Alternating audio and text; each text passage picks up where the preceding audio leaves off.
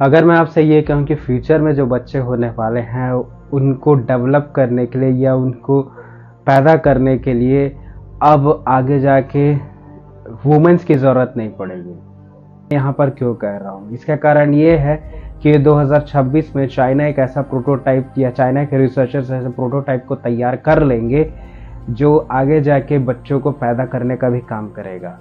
और इस प्रोटोटाइप का नाम है आर्टिफिशियल वोम, एक कृत्रिम तरह का गर्भाशय। और इसी में एक आपका डेवलप किया जाएगा आर्टिफिशियल अम्बिलिकल कॉर्ड या कृत्रिम तरह की गर्भनाल।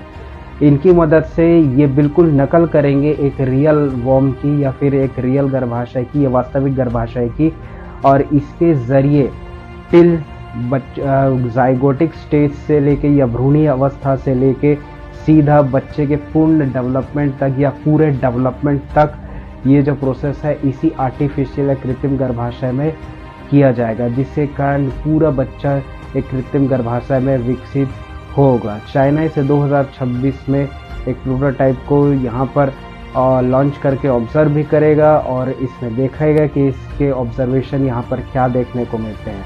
अगर ऐसा पॉसिबल हो जाता है तो 2026 के बाद से आप ऐसा देखेंगे, अब ऐसा हो जाता है तो 2026 के बाद से आप ये चीज़ ऑब्जर्व करेंगे यहाँ पर कि आगे जो बच्चे होंगे उसके लिए माताओं की या फिर वुमेन्स की ज़रूरत नहीं पड़ेगी। सिर्फ हमें मेल्स के स्पर्म और वुमेन्स के जो ओवम में एग्स है उसको लेना पड़ेगा और इनको आईवीएफ फर्टिलाइजेशन के बाद सीधा हम इस आर्टिफिशियल वोम में डालेंगे और बच्चे पैदा कर सकेंगे।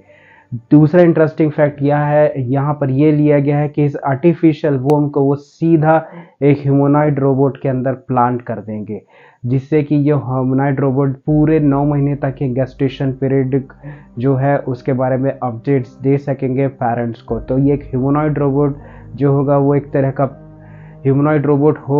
तरह का प्रेग्नेंट कंडीशन में आपको देखने को मिलेंगे। तो आगे चल के ह्यूमनॉइड रोबोट प्रेग्नेंट होंगे, आप ऐसा ये कह सकते हैं, जिसमें ये सब चीज़ें देखने को मिलेगी। और धीरे धीरे यहाँ पर अब यहाँ पर ऐसी कंडीशंस आई क्योंकि ह्यूमनॉइड रोबोट से बच्चे पैदा क्यों किया जा रहा है। लगभग 2007 में 12% कपल्स थे चाइना में जो आपके इनफर्टिलिटी के शिकार हो गए। इनमें आर्टिफिशियल इंसेमिनेशन टेक्निक से भी और आईवीएफ टेक्निक जैसे एडवांस टेक्निक भी एक डिसअपॉइंटमेंट लेके ही हाथ लाई, जिससे कि कोई फ़ायदा नहीं हुआ। तो इन सब को देखते हुए अब जाके यहाँ पर चीन के रिसर्चर्स ने ये डिसाइड किया है कि ये खुद एक आर्टिफिशियल वोम ही क्रिएट